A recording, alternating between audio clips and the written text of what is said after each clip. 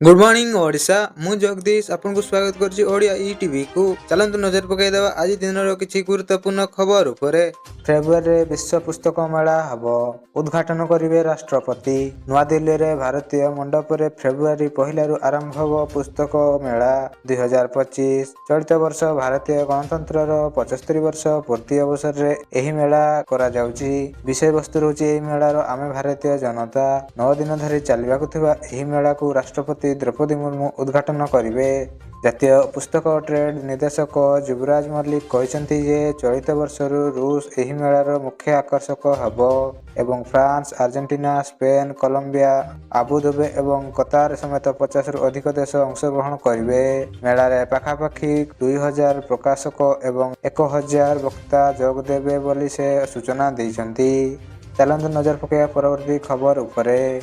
सरिला 2 दिन उत्कर्ष ओडिशा सम्मेलनी 17 लाख कोटी पुंजी निवेश आसीछि। सरकार 5 लाख कोटी निवेश आशा रखिथिले हेले 16.76 लाख कोटी निवेश पई प्रस्ताव मिलिछि। मोट 150 एमयू सक्षर होइथिबा बेले 12,88,000 नियुक्ति सुजोग मिलिबो बोली सूचना आसीछि। एमओयू बाद 3,88,000 टंकार निवेश आसीबो बोली जणा पड़िथिला।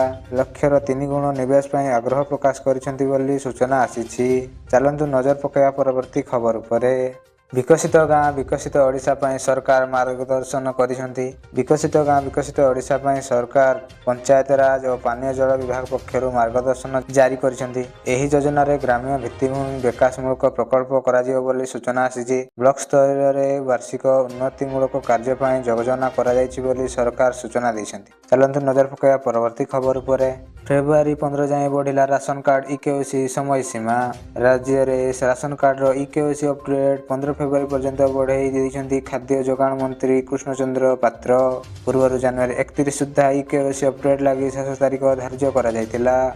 यदि समय सुधा यह शेष न हुए तेबे पुनः तारीख निर्धारण करा जियो बोली सूचना मिलिथिला। तेबे गतकाली धार्य समय सीमा गोटे दिन पूर्व राशन कार्ड रो इकेओसी समय सीमा वृद्धि करा जायछि। राज्यर 49 लाख हिताधिकारी इकेओसी अपडेट करी नहंती। 29 तारीख सुधा 2,96,97,332 जन करिसेंती इकेओसी अपडेट। चलंतु नजर पकाइदा परवर्ती खबर उपरे। एही मानकु मिलिबनी सुभद्रा टंका। सुभद्रा योजना को नै बड़ अपडेट आछि। उपमुख्यमंत्री प्रभाती परिडा करिसेंती बड़ घोषणा। जे माने national payment corporation of India बा भारतीय जातीय देय निगम बा एनपीसीआई क्लियर होई नथिबो सेमानकु अकाउंट को जीवन नै सुभद्रा टंका। तेणु एहा कराइबाकु जरूरी बोली से सूचना दैछंती। बैंक रे ए नै स्वतंत्र व्यवस्था मध्ये करा जायथिला। तेबे गतकाली थिला एहार शेष तारीख। जे माने ताहा पूरण करनांती तांको बैंक को आसीबनी सुभद्रा टंका। चलंतु नजर पकाइदा परवर्ती खबर उपरे। ड्रोन उड़ान को विरोध रे हेबो बड़ कार्यानुष्ठान। श्रीमंदिर उपरे ड्रोन उड़ाइबा को घटना को नै पुलिस पक्षरु सिंहद्वार थाना रे लिखित अभियोग पर मामला रुजु करा जायछि। पुणी घटना को गुरुतर भावे ग्रहण करिसेंती पुलिस। तदंत पर ड्रोन उड़ानकारी विरोध रे कार्यानुष्ठान ग्रहण करा जियो बोली आरक्षी अधीक्षक विनीत अग्रवाल तकाली देइसेंती सूचना। श्रीमंदिर 100 मीटर परिधि मध्य रे ड्रोन उड़ाइबा पई निषेधाज्ञा जारी करा जायछि। यदि यह मध्य रे किए याकु उल्लंघन करा जाय ता ऊपर नियाजिबो कड़ा कार्यानुष्ठान। चलंतु नजर पकाइबा परवर्ती खबर उपरे। राज्य रे वर्तमान शीत गायब हो जायछि। आज टाइम खरा हबार सूचना मध्य आसीछि। सप्ताह जाय गरम रो अनुभूति सह खरार त्राही नाही बोली पूर्वानुमान करिछि पाणीपाग विभाग। आगामी 5 रु 7 दिन जाए पाग मुख्यतः सुखिला रहिबो सह रात्रि तापमात्रा कौनसी परिवर्तन देखा नहीं बोली से सूचना देइछि। सेहीपरि आज गंजाम, गजपति, नयगढ़, खोर्धा, पुरी, कटक, केन्द्रापड़ा, अनुगुल, जगतसिंहपुर, केन्दुझर और मयूरभंज एही 11 जिला को घन कुहुड़ी पई येलो वार्निंग जारी करिछि पाणीपाग विभाग। आज हालुकारु मध्यम धारण कुहुड़ी उपकूल ओडिशा रे देखिबाकू मिलिबो बोली मध्य से सूचना देइछि। चलंतु नजर पकाइबा परवर्ती खबर उपरे। जोगाण मंत्री को कड़ा निर्देश। एमानकू फेराइबाकू पड़िबो राशन कार्ड। राशन कार्ड को नै बड़ अपडेट आसीछि। राशन कार्ड फेराइबा पई प्रसंग रे जोगाण मंत्री कृष्णचंद्र पात्र स्पष्टीकरण रखिसंती। मंत्री कहिसंती ठिका कर्मचारी को राशन कार्ड फेराइबाकू कहि नाही। जे माने 10 रु 12,000 टंकार दरमा पाउछंती बा असुविधा रे अछंती सेमानकू फेराइबाकू से कहि नांती बोली से सूचना दै जो मैंने आईटी रिटर्न दखल कर फेराइबा से कहते ଯଦି ସେ 30ରୁ 40,000 ଟଙ୍କା ଦରମା ପାଉଛି ତାହେଲେ ସେ ରେସନ କାର୍ଡ ଫେରାଇବା ପାଇଁ ନିବେଦନ କରିଛନ୍ତି। ନଚେତ୍ ସେମାନଙ୍କ ବିରୋଧରେ ବଡ଼ କାର୍ଯ୍ୟାନୁଷ୍ଠାନ ନିଆଯିବ ବୋଲି ସେ ସୂଚନା ଦେଇଛନ୍ତି। ଚାଲନ୍ତୁ ନଜର ପକାଇବା ପରବର୍ତ୍ତୀ ଖବର ଉପରେ। ମେୟର ନିର୍ବାଚନରେ ଭାଜପା ମାରିଲା ବାଜିମାତ। କେନ୍ଦ୍ରଶାସିତ ଅଞ୍ଚଳ ଚଣ୍ଡିଗଡ଼ରେ ମେୟର ନିର୍ବାଚନର ଫଳାଫଳ ଗତକାଲି ଘୋଷଣା ହୋଇଥିଲା। ଭାରତୀୟ ଜନତା ପାର୍ଟି ଏହି ନିର୍ବାଚନରେ ବିଜୟୀ ହୋଇଛି।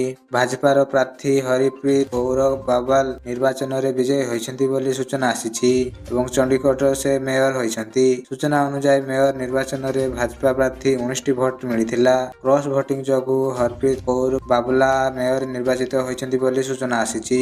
ଚାଲନ୍ତୁ ନଜର ପକାଇବା ପରବର୍ତ୍ତୀ ଖବର ଉପରେ। ଭୟଙ୍କର ବିମାନ ଦୁର୍ଘଟଣା ଘଟିଛି, 19 ମୃତ। ଉଦ୍ଧାର କାର୍ଯ୍ୟ ଏବେ ମଧ୍ୟ ଜାରି ଅଛି। ୱାଶିଂଟନ ଡିସିର ରିଗାନ ନ୍ୟାସନାଲ ଏୟାରପୋର୍ଟ ନିକଟରେ ଏକ ଯାତ୍ରୀବାହୀ ବିମାନ ଏବଂ ଆମେରିକା ସାମରିକ ହେଲିକପ୍ଟର ମଧ୍ୟରେ ଧକ୍କା ହୋଇଛି। ପାଟମଲ ନଦୀରେ ପଡ଼ିଛି ସେହି ହେଲିକପ୍ଟରର ଅଂଶବିଶେଷ। ଏହି ବିମାନରେ ପ୍ରାୟ 64 ଜଣ ଥିଲେ ଯାତ୍ରୀ, ଯେଉଁଥିରେ 4 ଜଣଙ୍କୁ ହେଉଛନ୍ତି କ୍ରୁ। ଦୁର୍ଘଟଣା ପରେ 4 ଜଣଙ୍କୁ ମଧ୍ୟ ଉଦ୍ଧାର କରାଯାଇଛି। ଉଦ୍ଧାର କାର୍ଯ୍ୟ ସମୟରେ ନଦୀରେ 19 ଜଣଙ୍କ ମୃତଦେହ ଉଦ୍ଧାର କରାଯାଇଛି। ତଥାପି ମୃତ ସଂଖ୍ୟା ଆହୁରି ବୃଦ୍ଧି ପାଇବ ବୋଲି ଆଶା କରୁଛନ୍ତି। ଚାଲନ୍ତୁ ନଜର ପକାଇଦେବା ପରବର୍ତ୍ତୀ ଖବର ଉପରେ। ଫେବୃଆରୀ 1ରୁ କରିପାରିବେ ନାହିଁ ୟୁପିଆଇ ପେମେଣ୍ଟ। ୟୁପିଆଇ ପେମେଣ୍ଟ ବ୍ୟବହାରକାରୀଙ୍କ ପାଇଁ ଆସିଲା ବଡ଼ ଖବର। 2025 ଫେବୃଆରୀ 1ରୁ ଆପଣଙ୍କ ୟୁପିଆଇ ପେମେଣ୍ଟ କରିପାରିବେ ନାହିଁ। ଯଦି କେହି ୟୁପିଆଇ ଆପ୍ ଟ୍ରାଞ୍ଜାକ୍ସନ ଆଇଡିରେ ବିଶେଷ ଅକ୍ଷର ବ୍ୟବହାର କରନ୍ତି ଯଥା @ ଇତ୍ୟାଦି, ତେବେ ଟ୍ରାଞ୍ଜାକ୍ସନ ବାତିଲ କରିଦିଆଯିବ। ଭାରତରେ ଏପରି ଅନେକ ଆପ୍ ଅଛି ଯାହା ଟ୍ରାଞ୍ଜାକ୍ସନ ଆଇଡିରେ ସ୍ୱତନ୍ତ୍ର ଅକ୍ଷର ବ୍ୟବହାର କରେ।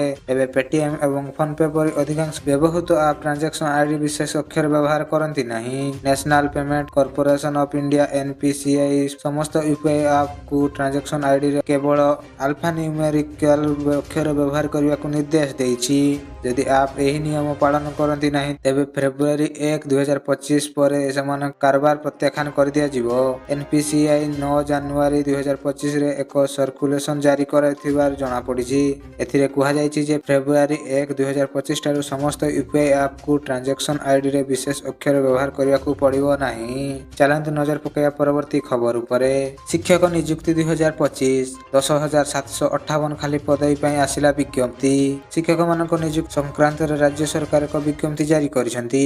ରାଜ୍ୟରେ ମାଧ୍ୟମିକ ଶିକ୍ଷକ, ମାଧ୍ୟମିକ ଶିକ୍ଷକ କ୍ରୀଡ଼ା ସଙ୍ଗୀତର ମାଧ୍ୟମିକ ଶିକ୍ଷକ, ପ୍ରାଥମିକ ଶିକ୍ଷକ କ୍ରୀଡ଼ା, ପ୍ରାଥମିକ ଶିକ୍ଷା ସଙ୍ଗୀତ ଏବଂ ପ୍ରାଥମିକ ଶିକ୍ଷକ ନୃତ୍ୟ ପାଇଁ ମୋଟ 10,758 ପଦବୀ ଅନ୍ତର୍ଭୁକ୍ତ ପାଇଁ ଆସିଛି ବିଜ୍ଞପ୍ତି।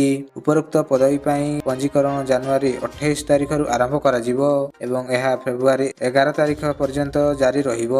ଅଧିକ ଜାଣିବା ପାଇଁ ତାଙ୍କ ଅଫିସିଆଲ ୱେବସାଇଟକୁ ଯାଇ ଜାଣିପାରିବେ। ଯଦି ଭିଡ଼ିଓଟି ଆପଣଙ୍କୁ ଭଲ ଲାଗିଛି ତେବେ ଲାଇକ୍ ଏବଂ ସେୟାର କରିବାକୁ ଜମାରୁ ଭୁଲିବେନି ଏବଂ ମନେକରି ସବସ୍କ୍ରାଇବ୍ ମଧ୍ୟ କରିନେବେ। ଧନ୍ୟବାଦ।